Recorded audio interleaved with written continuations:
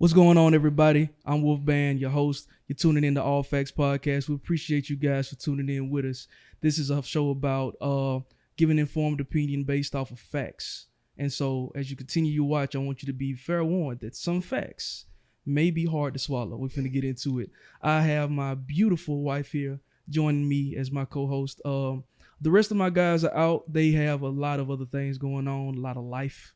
We got B Real, he's out with his wife. So y'all keep him in mind and stuff like that. They're getting ready to have a little one. Shout out to my man Dale. He's in Japan, living it up. You know what I'm saying? Dantane out doing her thing. Fred has a gig tonight. So all of my guys out being productive individuals. So you drugged me into this. So I drug him into this. Absolutely, my guy. The main event, man. We're glad to have you here, man. I have with me tonight the illustrious, the well-educated, the savant. The savant, huh? Malcolm Jessup Jr., man. Let's give Malcolm Jessup Jr. a round of applause, man. A round of applause, man. It's good to have you here, man. It's good to be here, bro. Yeah, especially getting to meet your lovely wife for the first time, too. Yes, sir. I was worried that you weren't going to find nobody. You were just going to be out there lone yeah, wolfing, man. Yeah, lone wolfing. God delivered a I was worried about blessing. him, too. For being honest. So this is what we do. We get on my show. In 2018, I was very worried. What are you worried about me for? I was worried about you. Oh, no. What about for what? What was I doing in 2018? I ain't gonna lie. Sometimes I look back. You had some raunchy things going on. Oh no. We don't speak about stuff that don't matter no more. See, what was that song said? Like, screw what happened in the past, F what happened before you. Yeah, you know what I'm saying? Yeah. I don't even remember 2018. All I remember is you, baby. There you go. Yeah, that's how you do that. That's exactly That's how you do do that. Definitely. How y'all been doing, man? I know how my baby been doing. She been doing good because she with me. How you been doing? How I've been doing? Do you want the complicated answer or do you want the... Hey, man, we are doing a show. I want it all, man. I want it all. Oh, I was telling you guys a little bit earlier about my trip back from Killeen, Texas with King's MC. For sure. Me riding a speaker box down a 13-hour drive on my new 2022 Indian Springfield. You know, I love being on a Springfield. Look at that haul. Not that this is a plug for Indian, but it's nice to have a bike that's not a Harley, that's still American made. Yeah. Indian and Harley have been going at it since, well, Indian is the first motorcycle company. They started in 1901. Harley started in 1903. Hold on. Pause real. He's a brainiac. Oh, no. I'm not dancing like I've never danced before, though. You spitting facts like you never spit before. There you go. For sure. But being able to show up to motorcycle events like that, you know, Juwan, you've known me masonically, and you know I like to come with my own flair and stand out, be different from the crowd. For sure. So typically when I show up to those things, I'm the only guy on a bike that's not a Harley, and I can point to the fact like, oh well, my bike is different because it's a different bike altogether. You got just a tuned version of that bike, of that bike, of that bike, of that bike. I didn't want to do Putting that. those guys to shame. Oh yeah, because do you want to flex? Can we cuss on here? Yeah. Do you know how much shit I get from those Harley bastards? That's what I like. I love that question. Can we cuss? And I say, yeah. They give them okay. The cuss word comes out so plosive. It does. How long have you been riding? I got my first motorcycle year before last. Did you teach yourself how to ride? I did. I literally rolled into the motorcycle shop, said I wanted an Indian Scout, which is their small entry-level bike. And without a license, without a motorcycle license, without a certification, without nothing, just watching a whole shit ton of YouTube videos on this is how you clutch, this is how you shift up, shift down. So you can buy, obviously you can buy one, but they let you ride out of the shop without. They're not supposed to. Oh, okay. I was like, I'm scared to ask that question. No, they're definitely not supposed to. Even though this show is All Facts Podcast, I want everybody to understand this. That this is a comedic based podcast. Everything that we're saying, it's not real. Please don't try it home. Don't try it home, and it's not real. This did not happen. It did not. We're talking about a fake person named Malcolm Jessup No. So you can use my script name, Dwayne McCoy. Dwayne McCoy. You don't get your Batman Beyond. But yeah, no, I taught myself how to ride. I've been fascinated with motorcycles since I was a kid. Got you. But I have two uncles that are really big into motorcycles. One unfortunately died when I was 1. Sorry. That was my mother's favorite brother. And then I have another uncle too that actually had the pleasure of riding down to Killeen with my uncle in Birmingham, and he has 7 Harleys. Really? Yeah, wow. He's got 2 choppers and 2 choppers and 4 Harleys. So yeah, he's extremely big into motorcycles. How much, if you don't mind me asking, Sure. much did you pay for yours? So the Scout was a trade-in used. It had 6,000 miles on it. It was a 2019. I got it for 13,000. Okay. Then after I found the Springfield, what made me want to trade in the Scout for the Springfield was the fact that I went to Atlanta on a turn and burn. You ever get that feeling you sit on the toilet for too long and your legs go numb? Oh, for sure. So imagine that for 8 hours and you can't get up. And by the time you get to where you're going, you're basically holding yourself onto the motorcycle, leaning against the pole. It's like, yeah, I can't feel my legs. So what happens if one of y'all pulls over and like y'all just stop because you can't take it? If you're riding the group, you're supposed to stop. You're supposed to flash and like, hey, we need to pull over for a little bit. But you just try to, I guess, like what, man up and take it until you. Yeah. You probably get clowned pretty hard. Like, look at this guy. Yeah, and you don't want to be that guy. Yeah. You don't want to be that guy. Yeah. It's that.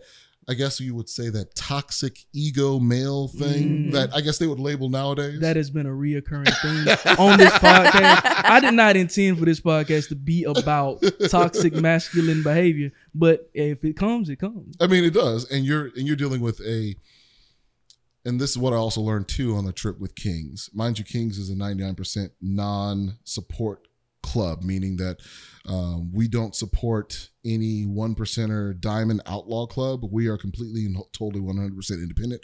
We're law binding, and we also do charitable outreach as well too. Can you go a little deeper into exactly what it means to be a 99%er, not a 1%er? Basically, you're it's two different levels of 99%. You can be a 99% that's a support, which kind of more so put you in like the 70th percentile.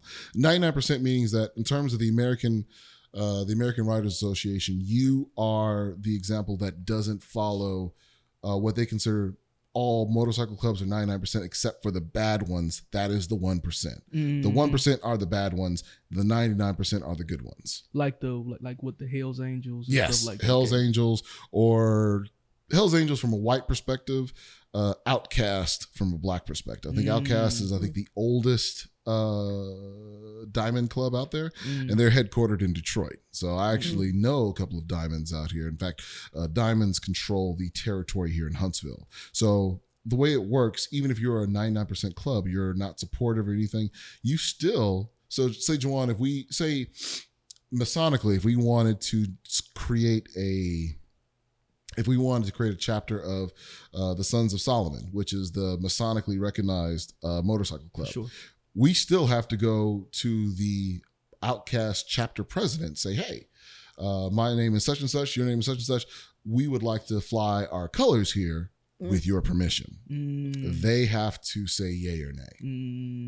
And if they say nay... And you still do what you technically said, tripping. Yeah, they'll come through and shut you down, and sometimes by force if necessary. So tell me about your feeling when you were your first time actually getting out there with the guys. Like, how did it feel? I could imagine, you know what I'm saying, actually being out there on the open road, the wind and stuff like that. You ever driven a convertible? Yeah. So strip even all that away, you feel like. It's like hard to imagine. It's like you feel this sense of oneness with the road, oneness with nature. Yeah. You're literally out in the elements. The elements are you, and the only thing propelling you is 2 pistons between your legs going forward. I just want to let you know not to get too excited with this idea.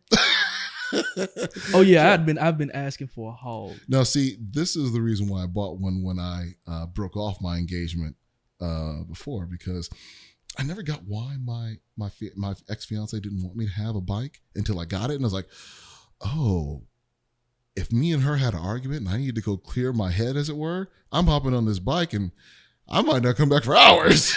I'm going to be like, yeah, I want to go and just ride. I've caught myself riding to the Tennessee border. I damn near rode almost to Nashville, not thinking about it. Just going on back roads and just enjoying the ride. Like, that's not my concern. My biggest concern is that other drivers, if we're being honest. No, and that is actually a legit concern. I will say this. I will say this right now, to interrupt you. Yeah. But I will say this. I hate seeing motorcycles. I hate seeing motorcycles either as a single unit or as a double, because if it's two and it's nighttime, sometimes I'll be like, that's a fucked up car down the road.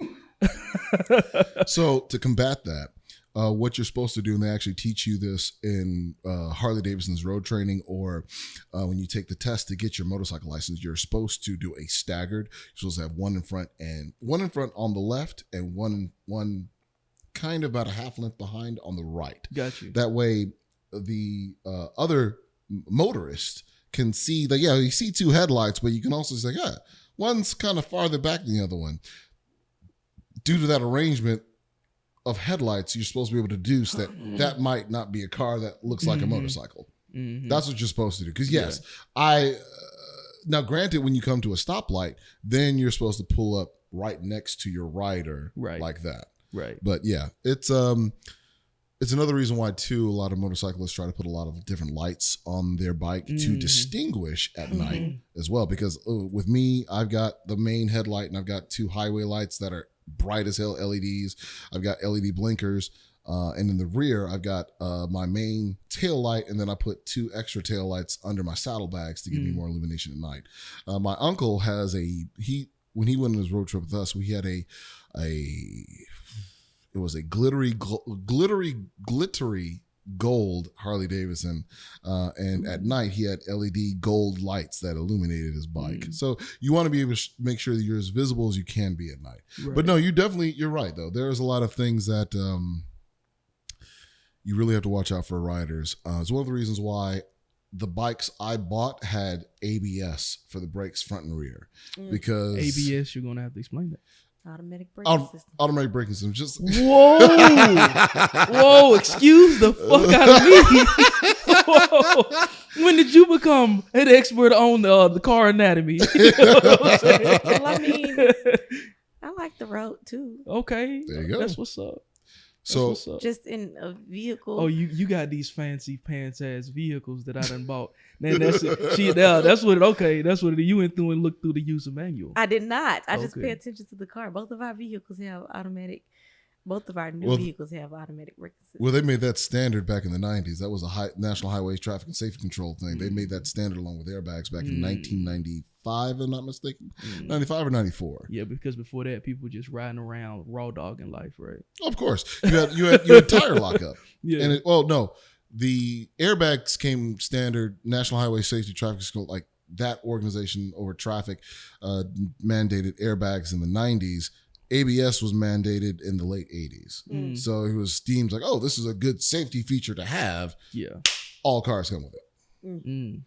Because, yes, it does prevent your tires from locking up and then screeching to a halt. And when they finally figured out how to make ABS for bikes, man, I can tell you like 3 times already, ABS has saved my ass on hitting somebody in my motorcycle. Because had the tire locked up, I'd have slid straight into him. I want everyone to. I'm sorry. Go ahead. I was just gonna ask, have you ever been in a vehicle where the automatic braking system has came on? I'm not too much of a like asshole, pompous, hyper masculine nigga to say that I don't know. I don't know. I doubt it. He drives safe. Yeah, I've seen him drive. Yeah, he does. I feel like that was a slight. It wasn't a slight, my brother. I was just saying I observed. Listen, that's how you know it was a slight. He hit me with that. He hit me with that advanced Negro. Would it be incorrect of me if I attributed that to me? I don't know. No, I'm talking about your safe driving. That could be also a thing too. I know when I had a special someone that I was trying to act right for. I mean, yeah, I didn't. You know.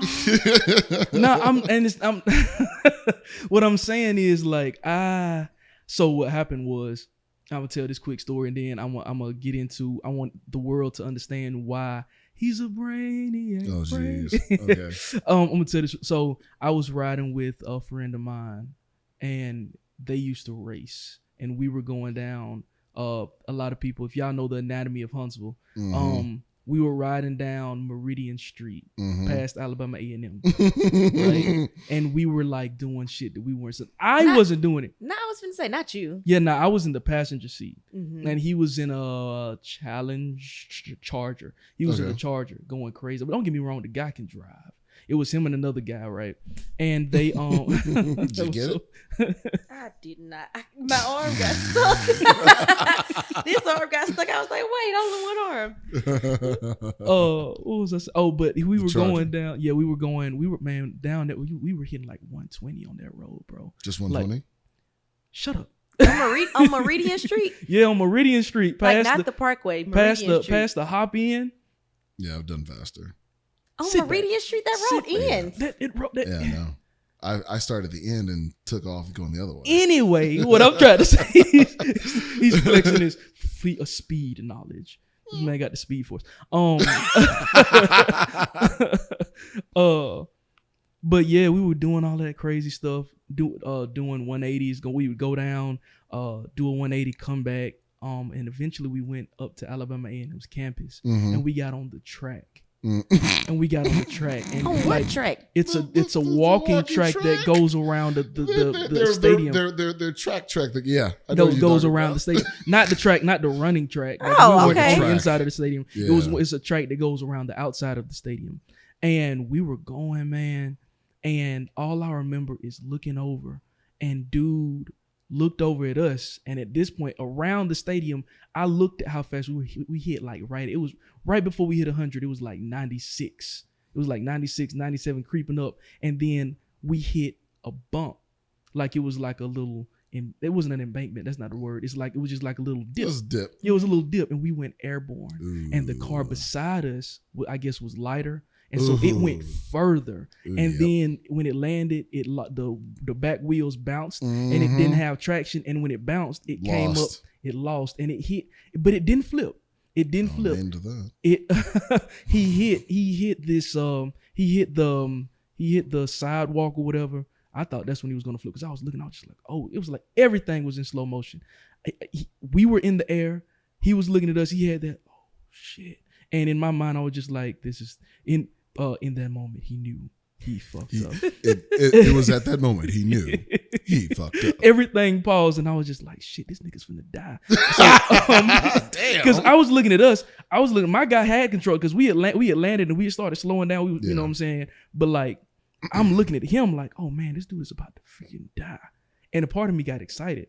The other part of me was excited in the sense that, yo, what's going on? And the other part of me was scared. It was that living in the moment thing. That's where the right. adrenaline's rushing, and they actually say with those kind of things, like your brain is processing a lot faster than it ever does. That's where you get that thing of truly living in the moment, because it's one of those like, oh, we're in a scenario that we might not make it out of, depending on if this goes this way or that. With all that having been said, I used to live very, very recklessly.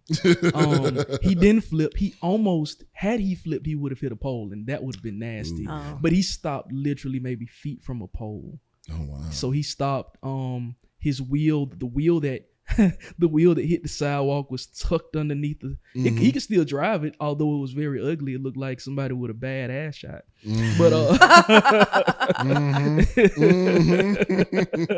But he could still drive it.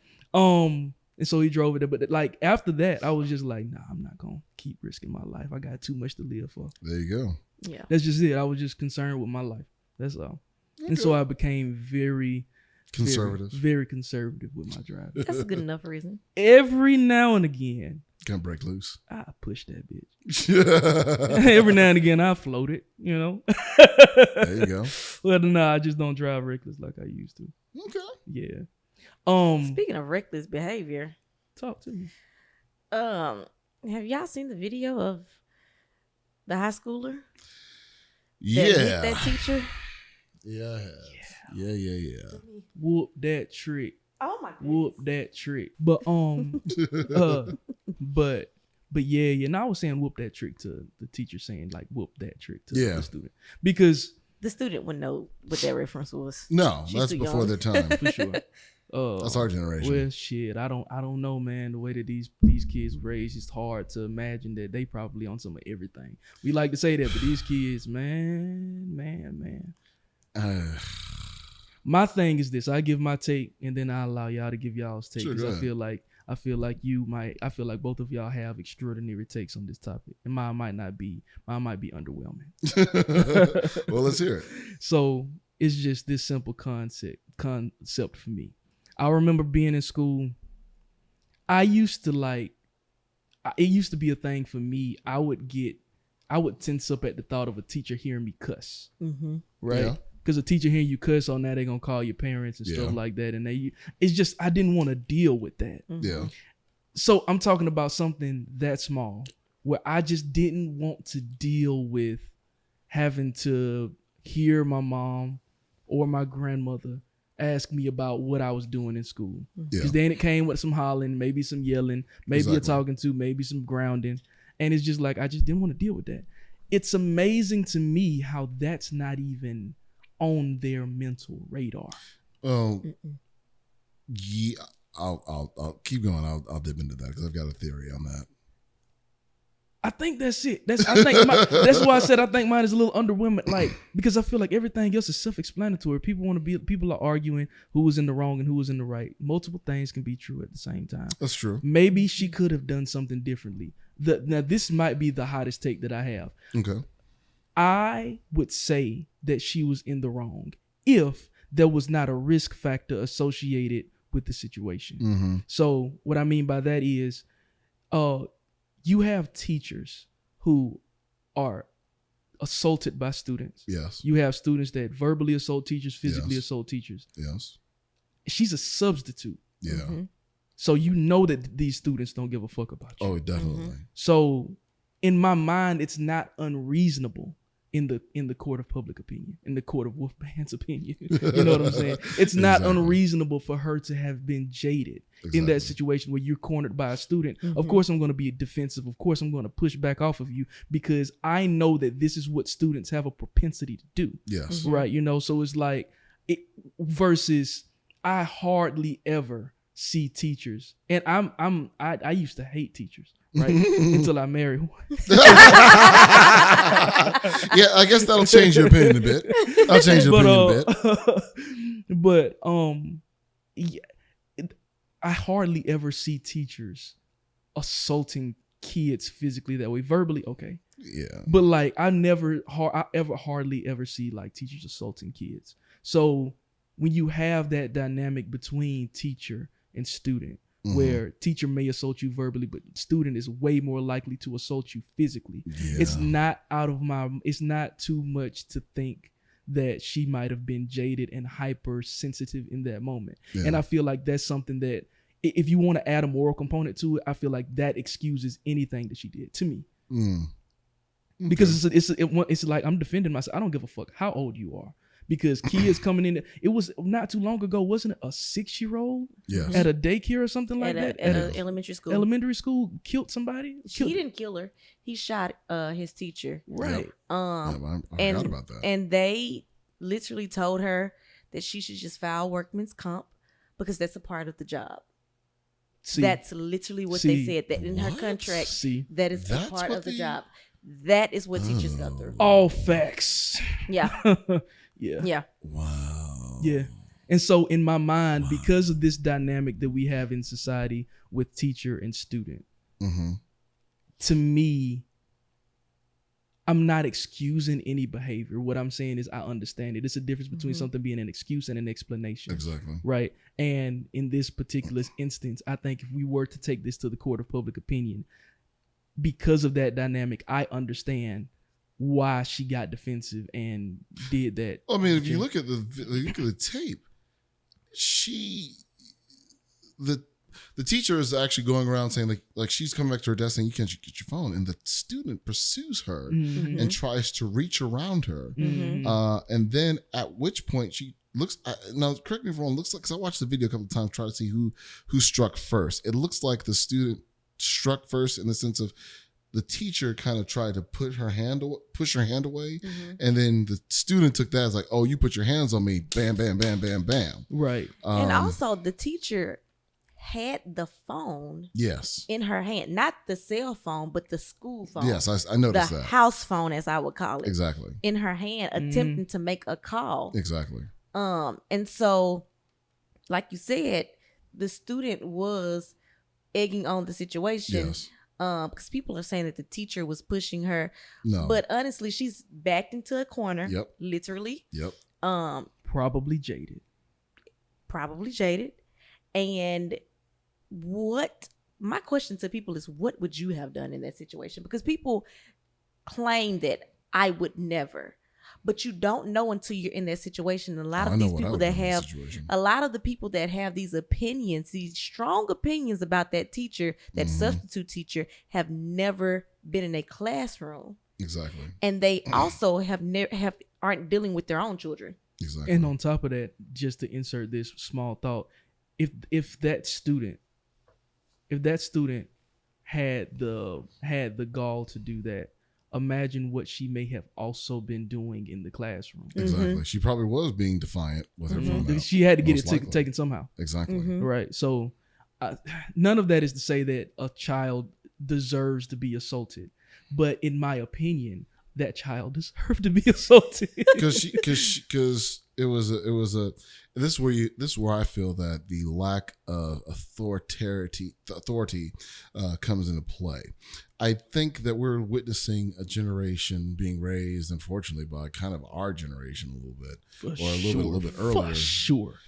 There's a vast disconnect from, I think, how our dynamic was as kids. And then us having kids now, especially some of our generation had kids younger who are now going through high school. Yeah. That level of a generation of millennials took a different route in raising them. And I've seen it done the right way with some of my friends, and I've seen it done the wrong way. And I think we're dealing with a lot of the wrong way and not respecting authority, because those parents didn't respect authority. And they're just kind of snowballing it to where now you've got this whole thing. Because I bet 2-1 that mother is going to defend her child on whatnot. Now, granted, because here's where I get a little muddy on the sense I don't like the fact that she did fight back the teacher fight back the way it is. I feel that she was still justified because the student did put her hands on her. I feel like there could have been a better way to restrain the student. Here's the thing about that. I'm trained in something called PCM, which stands for Professional Crisis Management. Okay. I got that training working at a school for severely disabled, intellectually, physically, emotionally, all of these things. So the people and the children, I worked with adults and children that were severely challenged, and they would fight us. And so we had to learn how to restrain them. But the first step in restraint, there's a clause in it that says by any means necessary. So getting to the restraint isn't always going to be pretty. Okay. This is dealing with, people who had disabilities. Yes. Getting to the restraint part isn't always going to be pretty, but you do what you have to do to get into the restraint. And once they are restrained, then of course you go into the management part. But getting into the restraint part sometimes is ugly. Now, not saying that the punches were, but she's not trained. She's a substitute. Teachers aren't trained that. That's true. I was trained that because, like I said, I worked in a school where that was required. Exactly. Regular high school teachers, regular middle school, elementary teachers aren't. That's not something that's in the curriculum in the education curriculum. So I think we're kind of I think we're in agreement and looking at the situation from both ends. There's a lack of training for teachers and for substitutes, because I'm not saying at the end of the day that teachers should have to go through that. Right. Because I ain't gonna lie, I find out my kid does that and tries to whip it. I'm whipping that ass. I'm whipping that ass. Talk about it. America, you can mark this down that Malcolm will whip that ass. Whip that ass. I don't play with that, and I, like. You've got to be able to teach these kids that there are repercussions to their actions. And I feel that our generation has lost that in a certain sense. Like, because it's such a nice PC culture. You're like, no, do what you want to do. But here's like, we're going to slap you on the wrist and that'll be it. Like, no, there's like actual, like, things will happen to you in a really bad way as an adult if you go about thinking that you can just get away with this thing and boss up on people. You'll boss up on the wrong person and you can get your ass whipped or shot. Or worse. Or worse. Killed. Get a hook in you. That too. Hook you like a fish. Gut you with the knife. Yeah. Exactly. But y'all ain't hear that. But but this is my theory, and I hope that people don't think that I'm just like a broken record.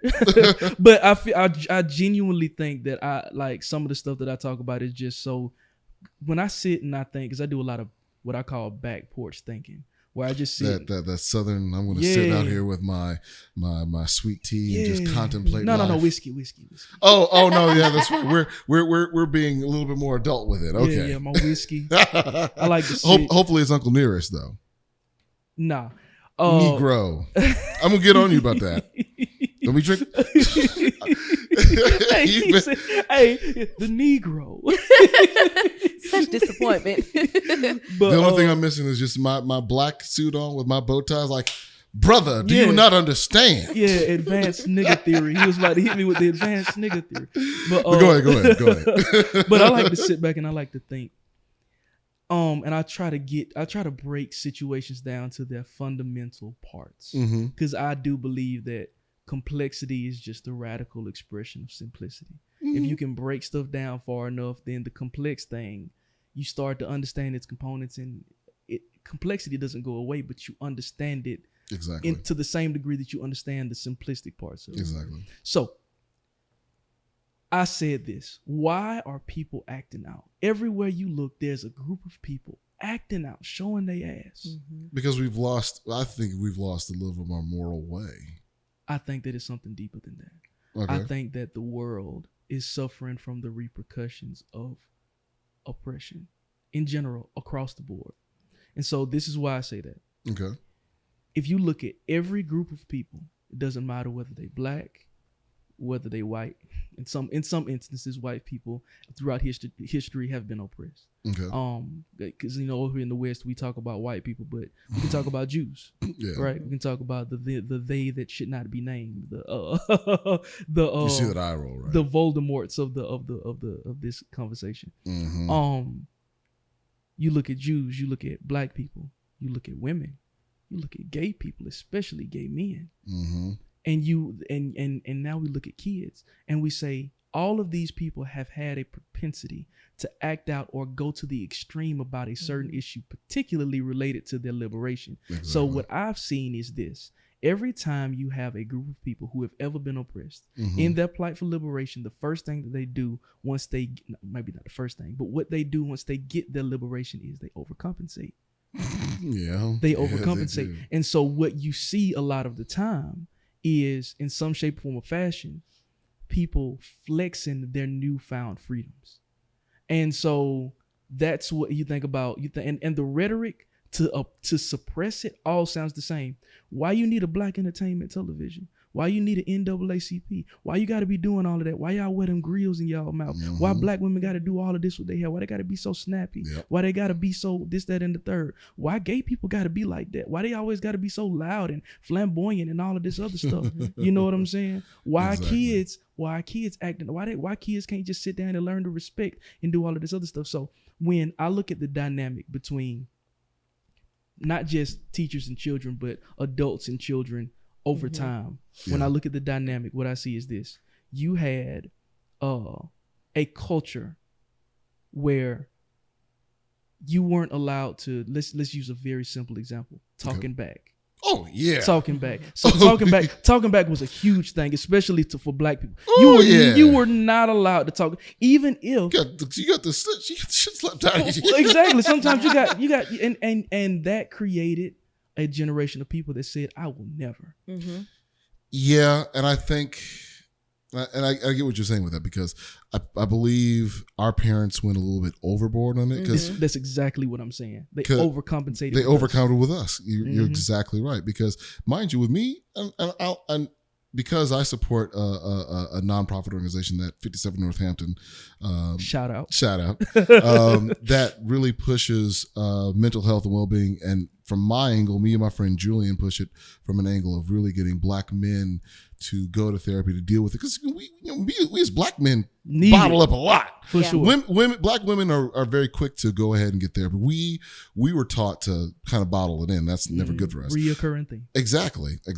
So I'm looking at one thing that I've talked about in therapy with my therapist was struggling with how my father would discipline us versus my mother. And it was very apparent that my mother would discipline us literally out of anger. My mother was angry all the time. She had my mother and father both had mean temperaments. They had well, I can't say the word.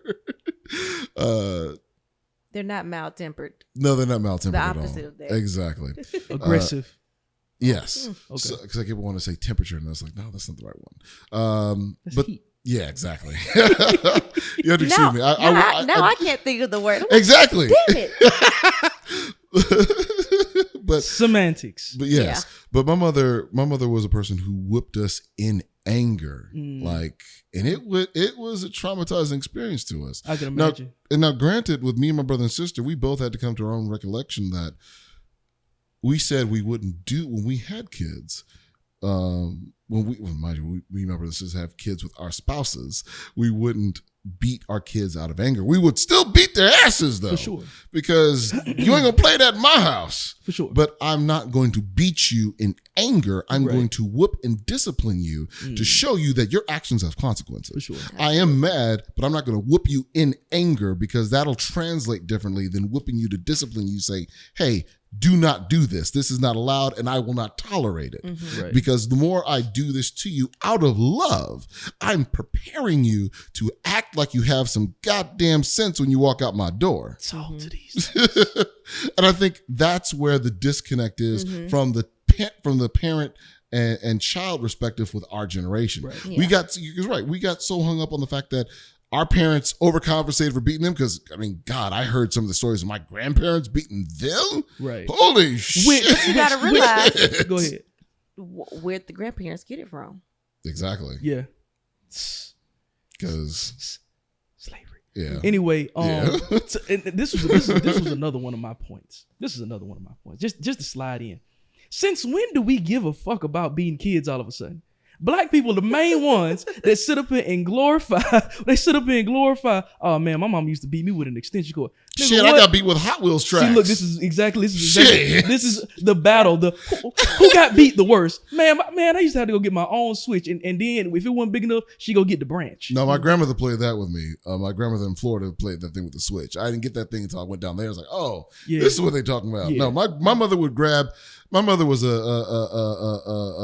salt and battery type of person. She grabbed whatever felt like it would hurt you the most. I've seen my mother grab whatever she can find to hit my brother with. Yep, that was my mom, and she did that with me and my brother. Yeah. Now, granted, shout out to Ann. I've never had that experience. now, granted, but the one thing that really scared us, mind you, we realized my mother beat us out of anger. So we kept doing a lot of things to try and get around it. Mm-hmm. But the one thing, I will give my dad this. As big as I am, my father, to me, still seems like he was bigger. I bench press about 480. My dad bench pressed 480 when he was my age too. And when he was 35, I was like 5 or 6. Jesus, man. It was the scariest thing in the world to get a ass whooping, like a belt on ass, from a man who can lift and swing that much weight. Yeah. That stunned. And my father never put emotion into it. He just, I still get tingles about that to this day because it was almost like, kind of scientific, right? Almost Exactly. like, how hard can I hit him without it But causing too much trauma? But to when his my body? dad, but see, that's the thing with my dad whooping us. I didn't have a trauma to that. Mhm. I knew that because my father being a staunch Adventist Christian, upstanding citizen in the church, in the community, my father would sit down with us and like, so Mac, you know what you did wrong, and he would say it in his voice. He was, and I'm sitting over there like, no, please don't do it. It's like, no, Mac, you know what you did wrong. It's like, no. I'm still crying and everything. It's like, so I'm going to read this verse to you. And he would read scripture for me from the Bible to me and everything, explaining. It's like, I want you to understand that what I do out of love, and I love you, and I want you to do better. Now lay down on the couch. Over with. Oh my goodness. Over with. That's what my dad did. I'm not gonna lie, that story was a little intense. It Dude, I was. teared up a little bit on it because it still, I went back to that. Like, that's how intense it was, but I never associated the anger I had with my mother in terms of how she beat us versus my dad, because my dad would sit down and take the time and explain to us why we were getting disciplined. Right. I think that's where the biggest disconnect is with our generation, and why people strayed away from rearing their child in that way or in any way. Exactly. Is because they didn't realize that it was the anger that was the issue. Exactly. What does the Bible say? Spare the rod, spoil the child. Mm-hmm. That literally, we're seeing that play out right now. Mm-hmm. And then on top of that, you have to take into consideration that a lot of these people, the quality of people, and I hate to say this, Say it, man. but we are talking all facts. You want me to give you facts? I'm just giving you facts. Yeah, go ahead. We're speaking facts. Right. The vast majority of people aren't educated in Yes. the way that they need to be Very much so. to even sustain themselves. Yes. And they went on to have children. So when we talk about all of the things that one would need in order to cater to all of the different things that a child would need as far as rearing and stuff like that. Mm-hmm. You take this ill-educated, ill-prepared person. Yep. Still holding on to their childhood trauma. Exactly. Right. And you give them a child, bro. Mhm. You're not gonna do. And I'm gonna let you say this because you I said was just it. about to say. What did you say about what did you say about parents and having to take a class? Hmm? Well, I feel like parents should be required to take a class. I feel like we should all be sterile. No, I honestly do. Okay, I go feel ahead. like I'm we should curious all where be this goes. sterile until you have to take a class and pass that class before you're able to have children. That would mean that men would have to get vasectomies, like No, the well, same way that we get temporary vasectomies. vasectomy, Yes. temporary vasectomies, the same way that we get circumcised. I mean, that's a lot. That's Kinda. But go that's ahead. a lot. It's controlling people's bodies, right? Yeah. Yeah, I'm That's a just little talking- yeah, extreme. for sure. But I honestly feel like either you should be required to have an abortion or something should have to happen. Ooh, you hit another topic. I did. But people bringing children into this world that haven't dealt with their childhood trauma Shouldn't they shouldn't be. Yep. And it's creating a world that is chaotic. Yep. And we're not going to be able to function after a while. No, we're And- not. Because and we're going to go 2 generations deep and realize we've got issues with these people now becoming young adults. It's like, Mhm. y'all weren't raised right. And there's a No. lot of y'all. And there's a lot of y'all that And these vote. are the kids that are going to be running the world when we're old. Exactly. Yeah. We're going to have to deal with the Now, consequences of this. To be fair, I think that a lot of people are going to get it together. I think that you have these Gonna big, have to at least. yeah, some for of them. sure. You have these in society. You have these big, huge pendulum swings of chaotic behavior here and chaotic behavior there, and then times of Yeah, extreme. just look at the 60s. Yeah, Mhm. and so even as bad as things are, we have to acknowledge that today is still better than we've ever had in the history of America, Especially from a black perspective. especially from a black perspective. And I've argued that with some of my white coworkers too. Like when Trump was doing that whole "Make America Great Again," we got to go back to the 50s and how everything was. And these people arguing like, "Oh yeah, that was like no. No.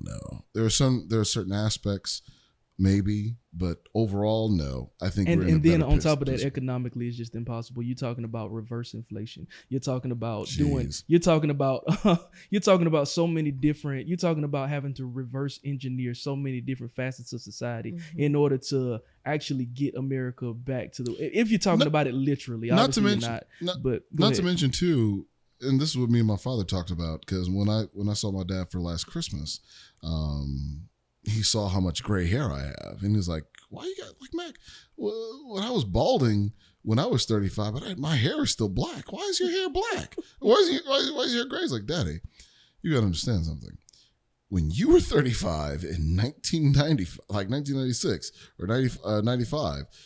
Not that you were in the Clinton administration. That is actually the second best moment of economic growth that the United States has had, like the top being, unfortunately, Reagan. It's one of the reasons why the Republicans have like such a hard on for him. I mean, come on, they do. But in terms of Clinton's administration, economic growth was great. The amount of things that our parents were able to do and accomplish financially. Yeah. Like, dude, I lived upper middle class in Detroit for my time. I had my parents had a almost 5,000 square foot house with 6 bedrooms. I had a kitchen on the main floor and then a full kitchen in the basement with a rec room. My room was big. My room was big enough to where I had my own bathroom, and my room was big enough I could put my own couch in there. My brother had the servants' quarters. My sister had those are the kind of economic luxuries that my parents could comfortably afford. Right. And then they just did whatever. And they look back at us like, well, why aren't you guys doing this? Mark, why have you got a house here? Why haven't you done this? I was like, Dad, this is nothing like what you were coming into in terms of your financial power back in the 90s when you were in your 30s. This is a completely different ballgame for us. Let me ask you a question. Did you go to public or private school? I went to private school. Okay, I went to a Seventh-day Adventist private school. Okay. From first grade all the way through my senior year of high school. So this was a question that I had. This great. I'm glad that you did go to a private school. I'm glad that you got the extraordinary education that you did. Do you think that from your, I guess this is more of an opinion-based segment. Do you think that private school has more positive or negative effects on society? Both. Which one I'm saying? Or do you think it's more of a negative, or do you think it's more of a positive? Or is it just one of those things it's hard to say? It is hard to say. Because I only asked that question because viewership. People like, which one's more? You know what I'm saying? I mean, but I get it more so falls into what you're trying to do with the private school. You got Catholic private schools that are great education-wise, but also you're still getting popped by that nun on that ruler. I think you're still getting popped. I think that ain't changing. I think the biggest part of it that I'm concerned about is the way that, as far as it pertains to the social. Oh, I was wondering if you were going to say it. Yeah, like the social element. It is because if you can afford to send your child to a private school or homeschool them, you do that, and so that means that any kind of exterior funding to the school does not to a public school. No, you're still taxed for it. I know you still taxed for it. You're still taxed for it, regardless if you send your kids to it or not. For sure. But I think what you're trying to say, you're probably missing it. It's not it's not a financial missing out. It's more so, I would say, the social ambiguity of your child missing that public school relation. Because put like this with me, I went to a Seventh-day Adventist church school all my life. The friends I had, I literally grew up from first grade, because Peterson Warren Academy went from first grade to 12th grade. I literally grew up with my classmates. I consider them more my siblings than anything else, because I spent 12 years with them in development. And that, I would say, in its own way, kind of stunted me in terms of socioeconomic outreach. I was, as outgoing as I am, I would say that was only due to the fact that my mother recognized that this bubble that my dad wanted us to be in wasn't great for us when we finally left the house. So she would actively try to get me into summer programs that didn't deal with the church, that didn't deal with the Seventh-day Adventist Church. She would get me out of things. I had friends on my block. Well, my old block before we moved to the nice big house. I still hung up with my old friends from the block that would get actively involved in gangs and shootings and all that other stuff. But I still cool people shit. Yeah, the cool people shit. But that's what it was.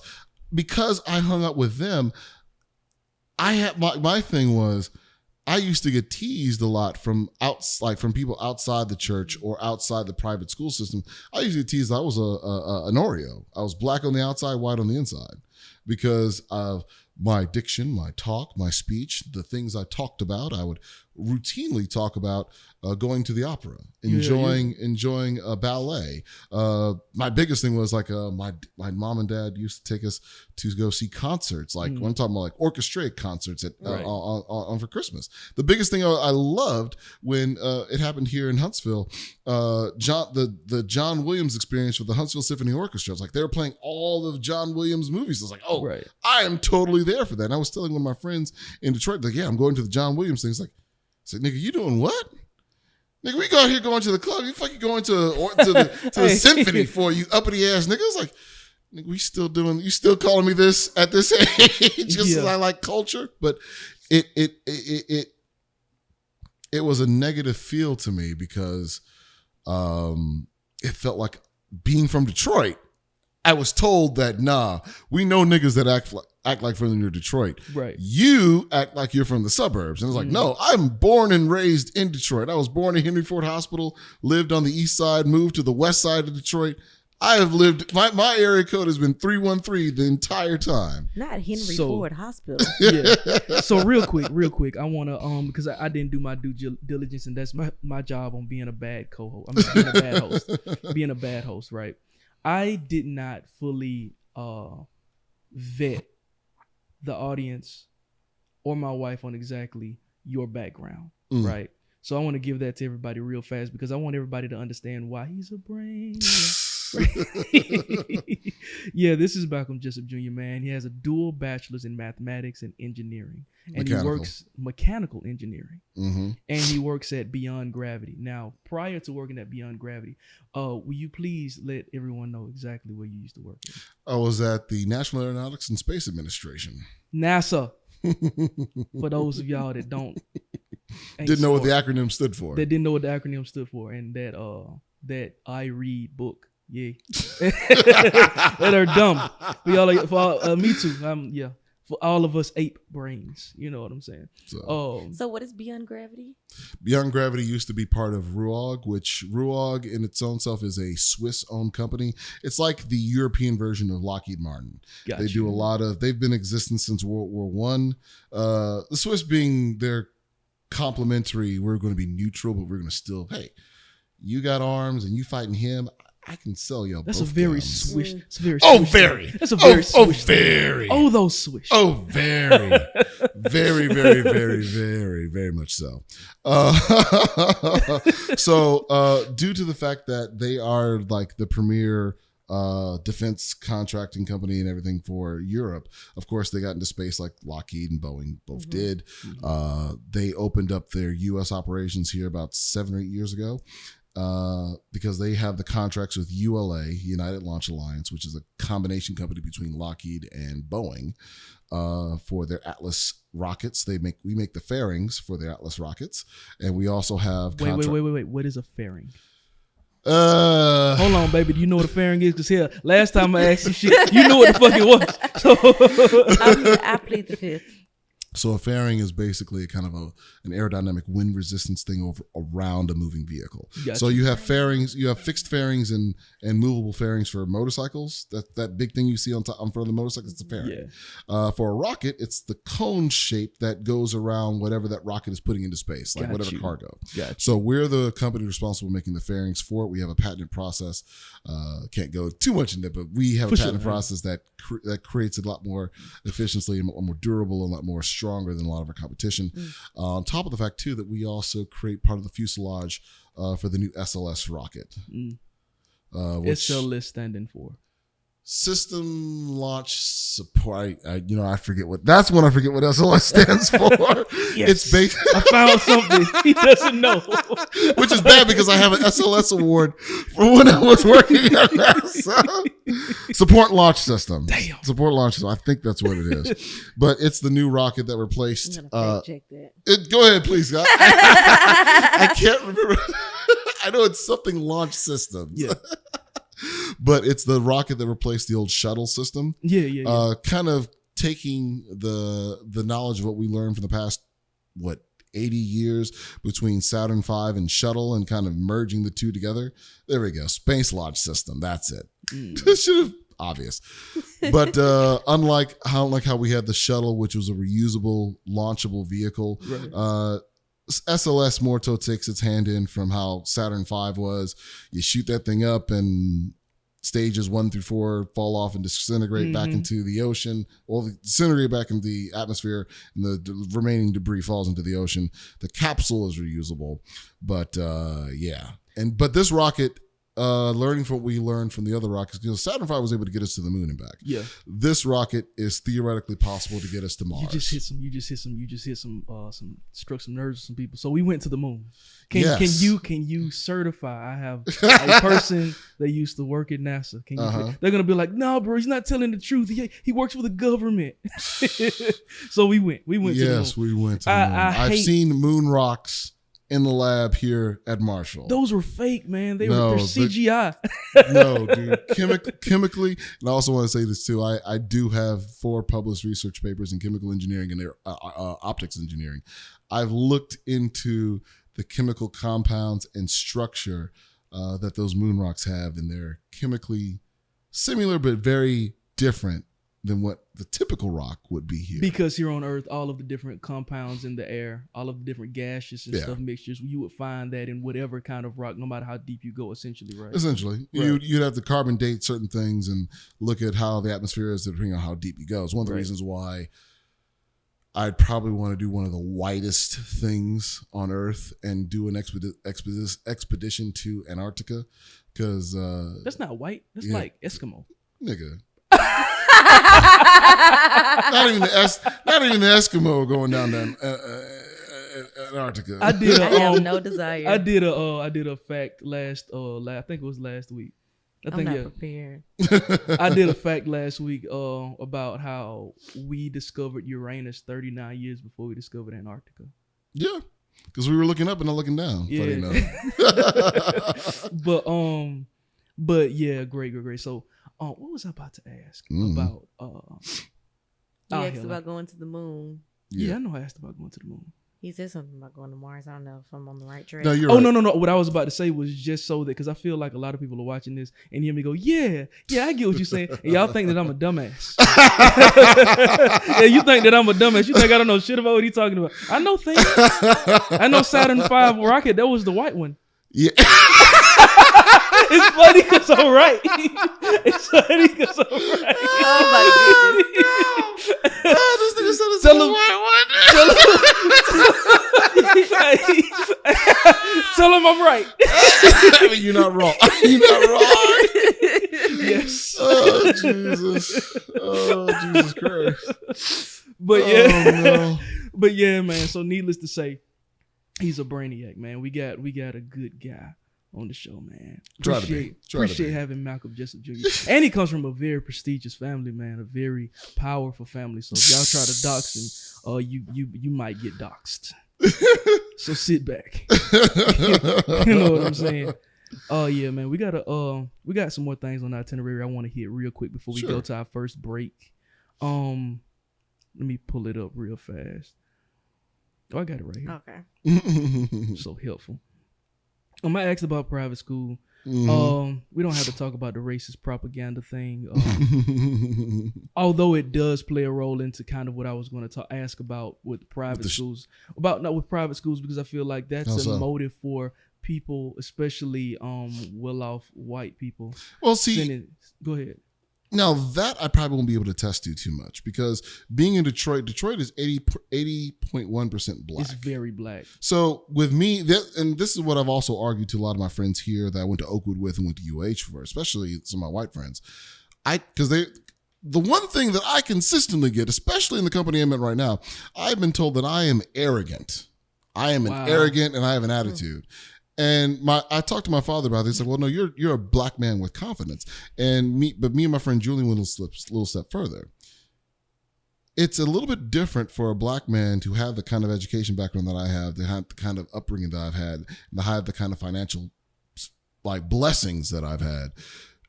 You actually get into essentially what is a white person mentality in the sense that you're around other black people who are successful, but you're around other black people who are poor. You're around other black people who are running the city. You're around other black people who are running the county.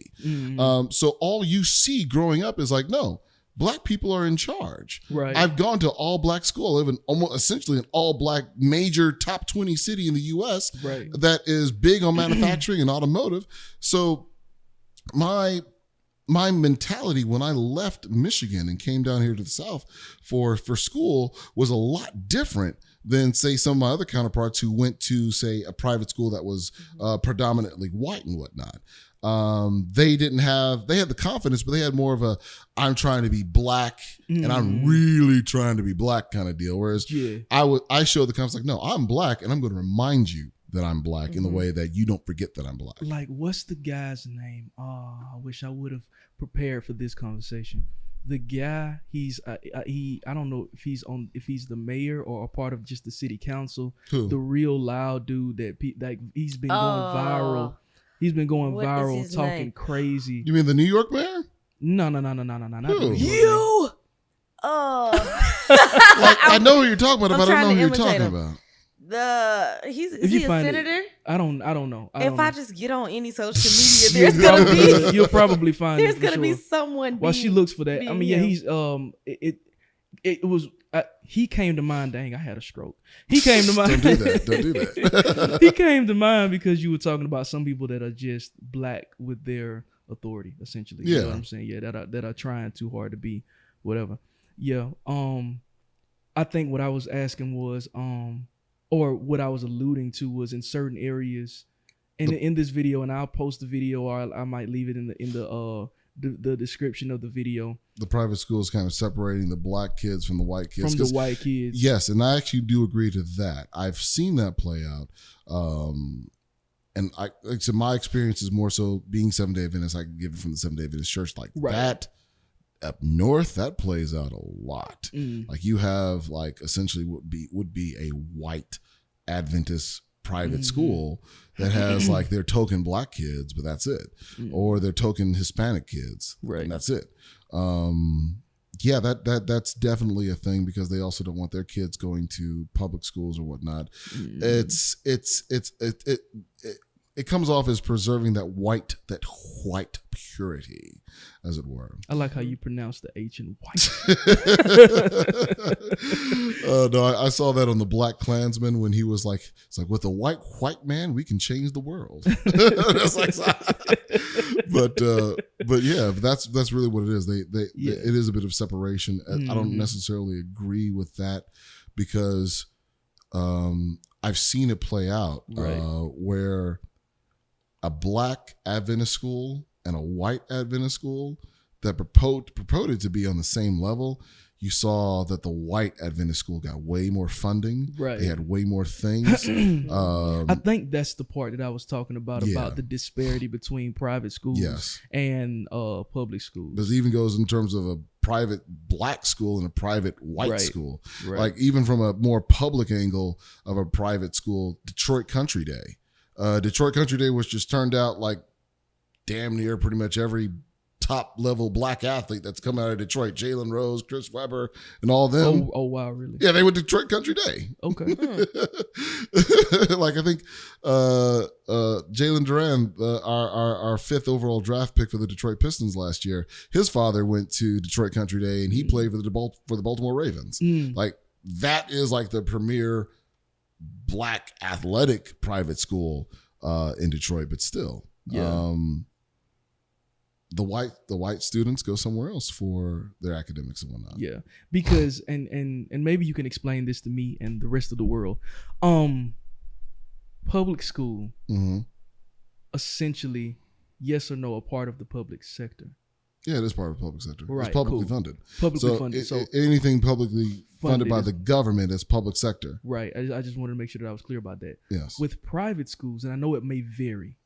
You got different types of level of private school. You got a private entity. You got church private, like private entity, and then the new one that has really ruffled people's feathers, charter schools.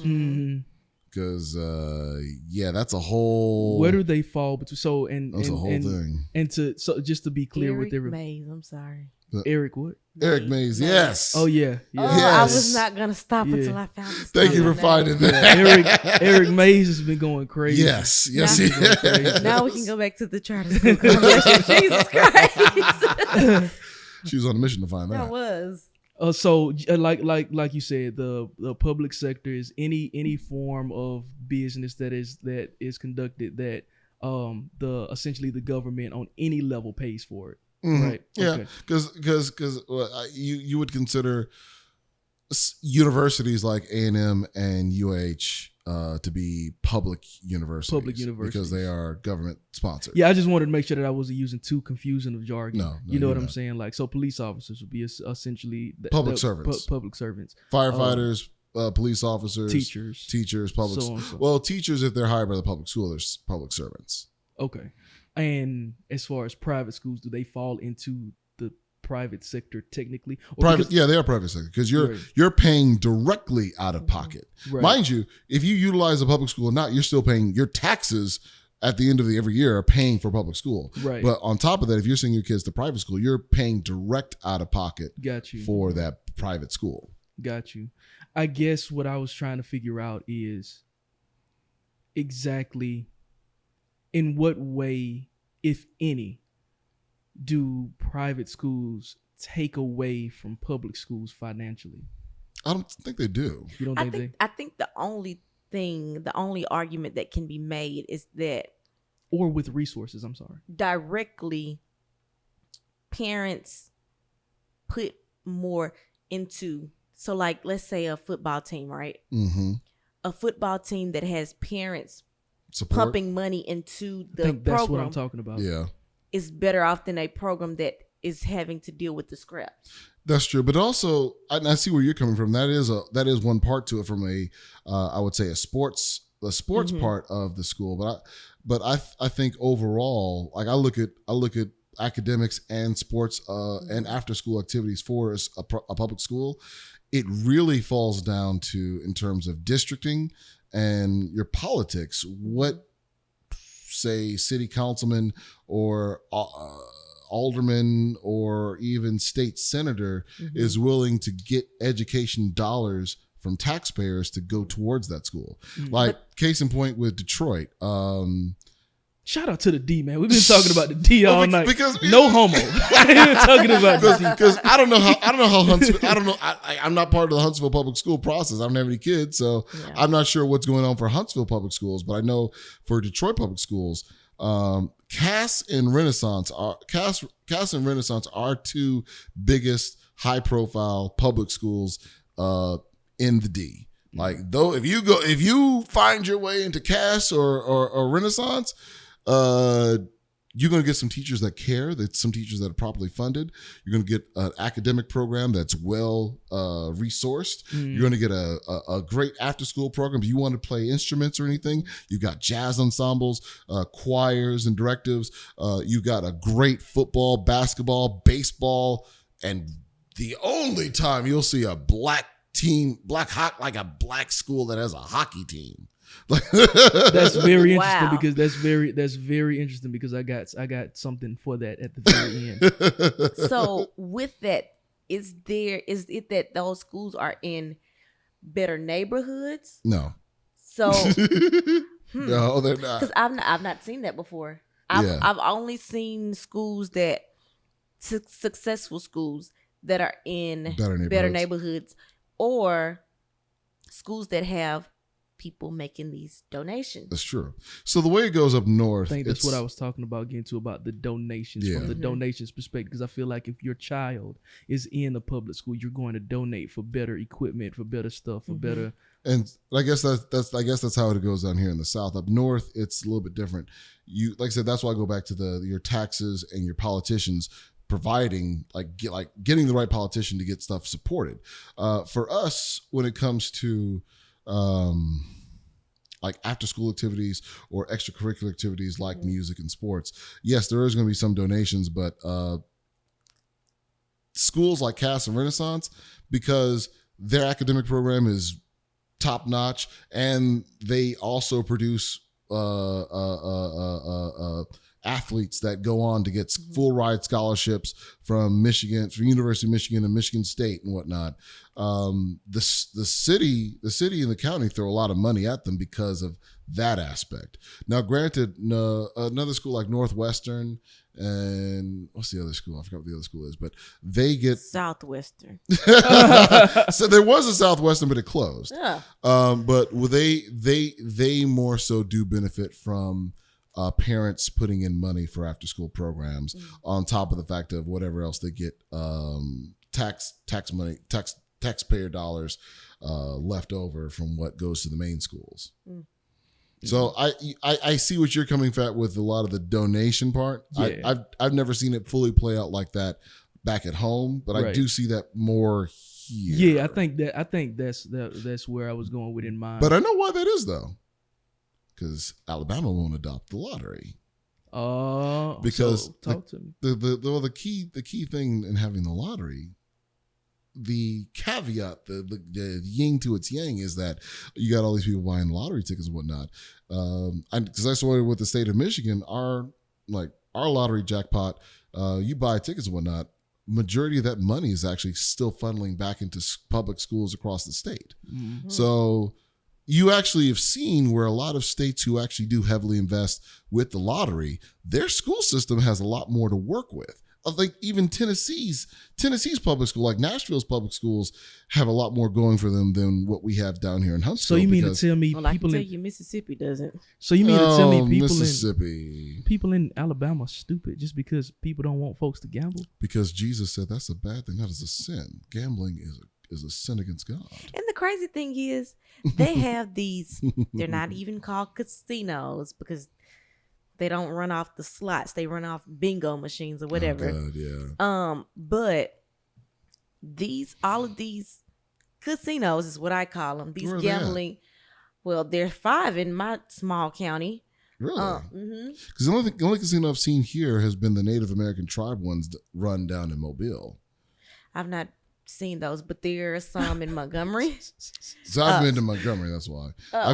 They're outside of Montgomery, like in Wetumpka. Okay. And they're Wetumpka? like, you sure know they run under the Native Americans too? That's a Native American name if I've ever one. It may be,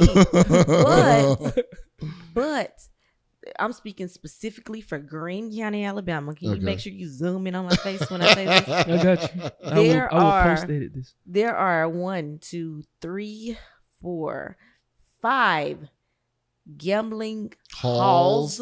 Yeah, the gambling halls. Yes. Well, that's not even what they are. They're built like casinos. They're huge.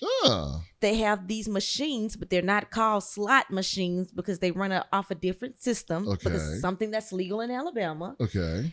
And where's the money going? Greene County has not posted where that money goes, because that's the problem with having no gambling laws here in Alabama. Mm-hmm. That means you can kind of just do whatever the hell you want with your money.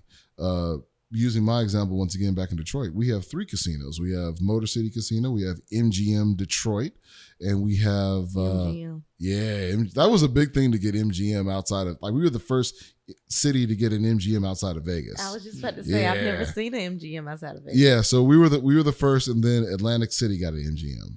Mm. So yeah, we were proud of that. Yeah. So we have Motor City Casino, Greektown Casino, and MGM Casino. When Detroit went through its bankruptcy back in 2009, the city of Detroit went through I was just about to ask. Yeah, that was the biggest municipality bankruptcy in the U.S.'s history. We gotta look into that. Yeah, we do got to look into that. I don't even know how to begin to even ask questions or pick your brain about that. I'm almost more interested in that than whatever you were about to say. It was just like, wait a minute. Well, I'll give you some of the Cliff Notes. Cliff Notes? This nigga got Cliff Notes. Cliff Notes. We went bankrupt for the same reason that GM and Chrysler went bankrupt. Okay. There was an article I read back when I interned at General Motors back in 2006. Where one guy was talking like, "Hey, we're kind of getting." You weren't interning in 2006. Wait a minute now. Yeah, I was my sophomore year at Oakwood. Yeah, You're a couple of years older than me. Make that make sense. How old am I? Don't say it. 2006, you were interning? Yes, that was my sophomore year of college. I guess that's about right. Because I graduated in 05. I graduated in 05 at 17. I just realized I'm old. Okay. Because I'm 35. That hurt my feelings. Yeah. My birthday's in 9 days and I don't want to think about it. That just hurt my feelings. You think about how we finna turn up in V-Town, baby. You're right. But what I was saying was that oh yeah. Interning. Yes. So I read an article about one of the financiers from the finance department. He put out like an internal article talking like, yeah, we need to change how we do things here at General Motors because it's not good when the head of HR, the HR director, can go to lunch and come back from lunch and General Motors has spent $30 million in healthcare alone in an hour. Like when you contemplate that a company as big as General Motors spent $30 million in an hour on nothing but health insurance, that's scary. So Detroit felt so just to give a long story short, when the automotive industry was booming, you had a lot of so Juwan, say you could graduate high school, not go to college, and get a $80,000 job on the assembly line with full benefits and everything. What does $80,000 mean in Detroit though? Probably the equivalent of $60,000 here. No. So you're still, it was one of the reasons, you got to remember, it was one of the reasons why Detroit and the automotive industry was credited for creating the middle class. Mm-hmm. We were paying well to build these cars. So when the jobs started leaving, they never adjusted pay. And well, they never adjusted benefits, I should say. They never adjusted benefits and pay. They kept giving these benefits around until it was not financially feasible to do that. And then the city was the same way as well too. I remember reading that our mayor, Coleman A. Young, who was the first black mayor of any major metropolitan city, like Atlanta likes to claim that they had the first black. It's like, nah, nigga, y'all got a black mayor because we elected a black mayor first. And he was. This man just declared war on Atlanta. I didn't declare war on Atlanta. You just declared war on Atlanta. The two blackest cities in America are going to war because of Malcolm Jessup. Don't put that on me, Ricky Bobby.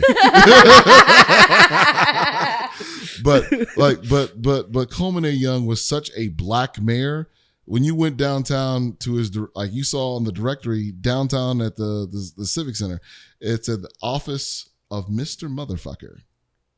He literally had that. Said office of Mr. Motherfucker. When we got up to there, how do I shake this guy's hand? He Please. did. He died in 1996. I was about to say he needs to run for president. Oh no, he was mayor for like damn near 40 years. Wow. He was mayor from the 70s. He should have ran for president. Oh no, he was too black. Oh, he was. That's what we need. He would no. Now that is something that I said. Now, I might get canceled for this, and I don't give a damn about it. I said that we had Obama, but he half. Yeah. We need some Crisco. True. Some Crisco greasy black motherfuckers in office. We need but some. See, that's the thing. White America isn't ready for that. They're not ready for that. We need some Coleman irons in the office. Because that's one of the reasons why Coleman Young ran his thing. He ran off. Like I forgot what white mayor he defeated. Because the white mayor before him that we named our convention center, Cobo Hall, after Mayor Cobo. Cobo's thing was, vote for me, I'll keep the blacks out. And then the next mayor won, and then Coleman Young was like, hey, vote for me, the blacks about to get in and run things. But I say all that to say this, when Coleman Young was elected mayor, we had, and I never knew this was a thing, especially because Michigan is on the Great Lakes. Like next to, I think we have more registered boats than Florida. We had a thing where we had neighborhood pool trucks. You know what that is? A pool A truck? pool truck. Meaning Is that when they put the meaning that if your neighborhood didn't have a rec center with a pool, they would drive a truck that had a pool in it for the kids to get in to stay cool over the summer. The city operated 30 of them. So there was a lot of used money that was just ridiculous that never stopped until at least the 90s. And that's how they essentially went bankrupt. Exactly, because we were overburdened with so healthcare absurd. and a lot of other stuff. That's So when we had the casinos were trying to pay for that. We were all the money we were getting in revenue for, because we had the highest taxes in the nation per city. All we were doing was just paying debt. We were paying interest on the debt. We couldn't even pay the debt. So That's an 18-wheeler. you found it? Yeah. That's so absurd. It's like, Yeah. what can With we nothing but fucking water. What's some shit in that we it. can spend Let me money see. on? Let's get an 18-wheeler. Let's put some shit on the back of Yeah, it. that was it. Fill it with water and let the kids swim it. You know, that's Because America. when you're in an economic boom like that, because of the automotive industry, we throwing money everywhere. Yeah. It was like, hey, you want it, you got it. They just parked this motherfucker in the middle of the street. Yes, you could if you had a block party in Detroit, you could request that and it would be there all weekend. You had the pool in front of your damn house. I don't know how to feel about this.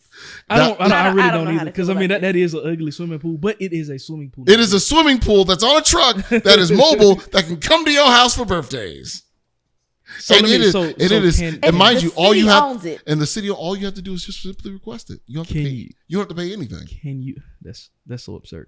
Can you can you get in the truck while it's moving? No. Okay. That was still safety. No. Okay. I was going to say that if it That was would've literally a mobile No, moving. This truck. ain't the Cameron video. What means the world to you? Remember he's in that little jacuzzi Lamborghini going down the strip. What mean the world to you? No, this ain't that. Real quick. Let me get to some of these other topics real fast. Just how do you feel about the whole thing with the 85-year-old man getting arrested? Oh, that in nigga was Missouri? racist. I was about to ask because I was like, so All he saw was a black kid at his front door. He assumed the worst and just pulled because a lot of opponents for him were trying to argue like, no, he's got to stand your ground. It's like, no, it's only stand your ground laws if the person on your property that's trespassing is either trying to force their way in or he is visibly deemed a threat. All the boy did was go, hey, that if had the same fervency as a cuss word. I'm going to clip that if. And he said, if. Hey, because that's such a big emphasis. yeah, no, for sure. What I was about to say was, so there's this thing, and it kind of went in tandem with me talking about the racist propaganda. In short, I'll be very quick about this. In short, the racist propaganda, news outlets tend to cover black crimes. More black unfavorably. victim. Yeah, more unfavorably, Yes. and even when someone is a black victim, Yes. when like Tamir Rice got shot. Now I got to edit out all that clapping, and he's I'm still sorry. alive. He's still I alive. can't see. He's still alive. I wear glasses and the light. Where's is your contacts glaring. at? I got my I contacts don't in. have contacts. I'll never put those in my eyes. So you sit out here blind? I'll be all right. That makes me wonder whether or not that causes me to question whether or not I'm ugly. Do you not even see me? Oh no! Wait, when you guys had a marriage ceremony, right? Or no? No. No. So I was about to say, did she have her glasses on when she walked down the aisle? No, If we not, didn't- then we that's didn't- probably the case. We haven't had a ceremony yet. Okay. But I mean, my ex-fiance said that too, and I told her, it's like, hey, my family don't give you an option. They gonna do it. yeah, nah. We decided to spend money on I'll be spending money. My parents spending the money. We decided to spend money on things that are. Oh no, definitely. If I had to come out of pocket for a wedding, no, I wouldn't be doing it. For fucking sure, not. But what I was saying was that even with the Tamir Rice thing, they started going into all of the different details about the stuff that his family did, and basically, even though Tamir Rice was a victim, they still treated the situation as though he had perpetrator qualities. Right. And so in the video, the guy goes on to talk about how anytime you have like a mass murderer or someone like a Ted Bundy or whatever, the white media is always just like, we never thought that this would happen. When the signs are all clearly there. Right. Whereas they assume the worst with us. Right. And basically guy said, we talk better about people who kill you, cook you, and eat you than we do about little black boys getting shot. Of course, because what was on Netflix? That was Ted Bundy's thing, wasn't it? No, Netflix? that was Jeffrey Dahmer. That was Jeffrey Dahmer. So did you see that? Yeah. Like they romanticized this crazy motherfucker. They romanticized this crazy motherfucker. They romanticized the fuck out of it. I was sitting there looking like I watched the first like. You are not about to sit here and glamorize a psycho murderer like him. And they're worried about like Cardi B's and the Lil Nas X's when you got a whole ass Jeffrey Dahmer spiel going around. But the whole point that I was making, I'm sorry, she's at war. We're having a podcast. And she has gone she is to war. Determined to get that fly, ladies and gentlemen. I'm very persistent. What I was saying was we have this propensity to I was just using that as an example to say that we have a propensity to view each race based off of the worst among them. And not everybody, but like it's just something that we have a propensity to do. Can't talk. Propensity to do. Right. And so in this scenario, I was trying to be very open about it. Like maybe he was just old and senile, and maybe it was this. He's old, yes. He's 85. Until I saw that it was in Missouri. Oh, jeez, yeah. When I said this was in Missouri, you can't say Missouri. You gotta say Missouri. Yeah, Missouri. I can't do that as well as you. I'm going to try. I'm not going to embarrass myself on my. It's not Missouri. It's Missouri. Yeah. We dealing with Missouri folk, you're dealing with a different breed of folk who may have had some sympathy for some Southern Confederates. In high school, I played we did the Tom Sawyer play Big River. Ooh. And I was Jim. You was nigga Jim? I was nigga Jim. You was nigga Jim. Out there with bare chested with some overalls on. I was nigga Jim, man. Oh no. But let me tell you something, I played the fuck out of that role. Did you do your little song and dance for the white man? Did you jive for him and everything? The fish go along deep. Oh no! But before we get too far off of the ref, we have to take a break in a second. Go ahead though. Well, I just want to pose the question because a few days after or before he was shot, a young white girl named Kaylin Gills was shot because her and her friends turned around in the wrong yard. What? By a 65-year-old white man. What? He didn't know who was in the car. He just knew someone was out in his driveway, and so he just shot. Oh shit! And he shot her twice. So my question is, I mean, never do that in anybody's driveway no more. That's what I'm saying. My question is, are all white men going crazy? Yeah, they are. It's also probably the time. These are the Vietnam era white men. And Vietnam was crazy. They were on what was meth? When is it? LSD. LSD. They were on LSD, man. Somebody was telling me a story about how their grandfather was in Vietnam, and they his platoon. I don't know what kind of unit they actually were, but they had some sort of rocket launcher, and they were all so high they thought that they heard something. Yep. Dude grabbed the shit and had it backwards. Oh and no! Shot the motherfucker, and the dude blew up. The dude behind him, clean head gone. Oh, that's a terrible level of friendly fire. It's man, what fratricide on another level. Jeez. But on another note though, because I mean we can't be comical about it. If that happened and like now we all dead and we all in heaven, like bro, how did you die again? Like my unit mate shot me in the head with a rocket launcher. blew my shit back. I'm laughing at you. That's why I know I'm not going to heaven. Because if I get up there, at that point, you cue Fortunate Son. Some people born raised to raise the flag. Ooh, that red, white, and blue. Okay, vocals. But yeah, no, I'm not. I'm going to hell because I'm going to laugh at. I'm going to ask the question: how did you die? What happened to you? What happened to you? Oh yeah, I choked. You choked. I was playing around with autoerotic asphyxiation and forgot to loosen the belt up just enough. Oh my goodness! So it's like, you died jacking off, and you're here. It's been done. How did that happen? It's been done. It's gonna be some crazy folks up there, bro. I mean, the Bible does say you'd be surprised who winds up in heaven, who you'd be surprised who don't. Yeah, that's me kicking the thing. I was about you to good. say. No, Yeah, that's somebody breaking in. Oh no, they don't want that smoke. That smoke. Well, no, we could do the J. Cole neighbors. I think the neighbors think we're selling dope.